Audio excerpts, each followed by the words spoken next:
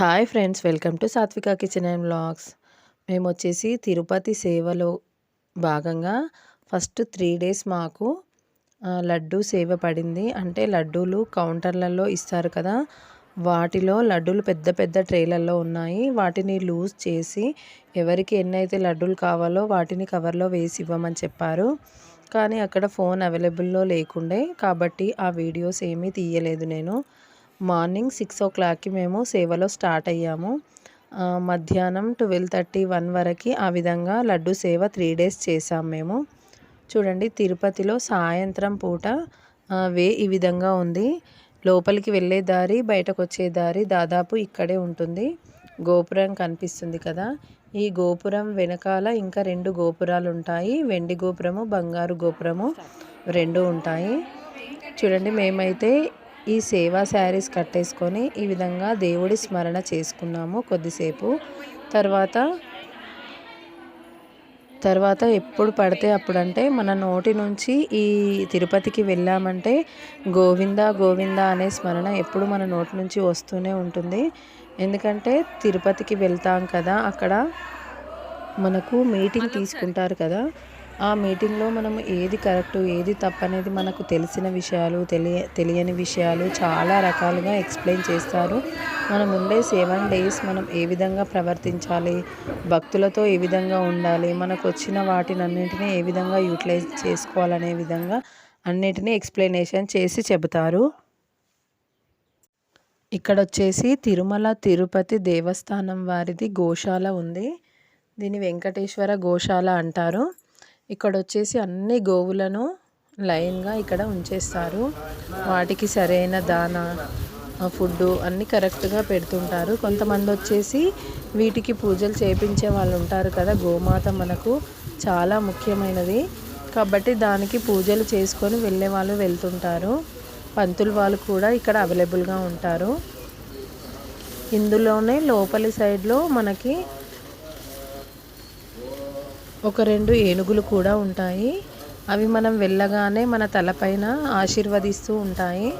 అంతేకాకుండా ఇక్కడ నవనీత సేవ అని చెప్పేసి ఉంటుంది. ఈ గ్రౌండ్లోనే ఉంటుంది. ఇక్కడ వెంకటేశ్వర స్వామికి వెన్న చాలా ఇష్టం కాబట్టి వెన్నని తయారు చేస్తారు.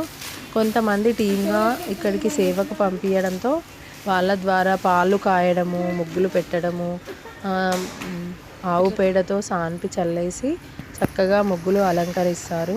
తర్వాత పాలు కాచిన వాటిని తోడు వేసిన దాన్ని మజ్జిగలాగా చేసి వెన్న తీస్తారు. ఆ వెన్నను ప్రతిరోజు స్వామివారికి నైవేద్యంగా పెడతారు కాబట్టి చాలా ఫేమస్ ఇక్కడ. ఈ నవనీత సేవకు చాలామంది సేవ కోసం వెళ్తారు.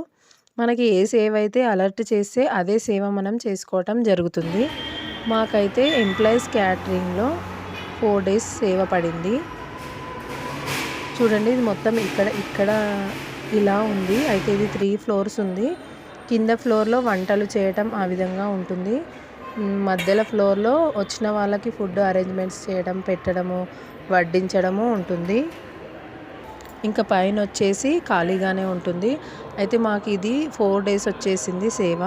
మార్నింగ్ 6 మేము ఇక్కడికి వచ్చేసి మార్నింగ్ కూరగాయలు ఏమైనా కట్ చేసి ఉంటే కట్ చేసుకుంటుంటే, తర్వాత వంట చేసే వాళ్ళు ఉంటారు కదా, వాళ్ళు మార్నింగ్ 7 వరకే టిఫిన్ రెడీగా చేసి పెట్టేవాళ్ళు.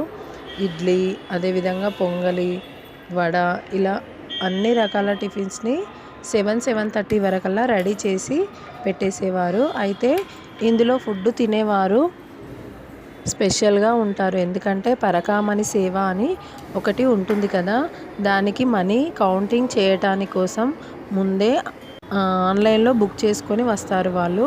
అయితే వాళ్ళ కోసం సపరేట్గా ఎంప్లాయీస్ క్యాంటీన్లో ఫుడ్ అవైలబుల్గా ఉంటుంది వాళ్ళ కోసమని. అయితే కార్డు తీసుకొని చాలా తక్కువ అమౌంట్కి వాళ్ళకు ఫుడ్ ఇస్తారు. టీ అయితే 1 రూపీ, ఇడ్లీ కూడా 1 రూపీ, వడ 2 రూపీస్, అదేవిధంగా పొంగల్ అయితే 3 రూపీస్. అట్లా చాలా తక్కువ రేటుకి పరకామణి సేవకు వచ్చిన వారికి మాత్రమే ఇక్కడ ఫుడ్ అవైలబుల్గా ఉంటుంది. ఈ సేవ వచ్చేసి మాకు మార్నింగ్ 6 నుంచి మధ్యాహ్నం 2 వరకు జరిగేది. తర్వాత 2 తర్వాత మేము ఫుడ్ తిన్న తర్వాత ఏమైనా దగ్గర దగ్గర టెంపుల్స్ ఏవైనా ఉంటే అంటే పద్మావతి అమ్మవారి టెంపుల్ కానీ, గోవిందరాజుల టెంపుల్ కానీ ఆ విధంగా చిన్న చిన్న టెంపుల్స్ చూసుకునే వాళ్ళము. మాకు 5:00కి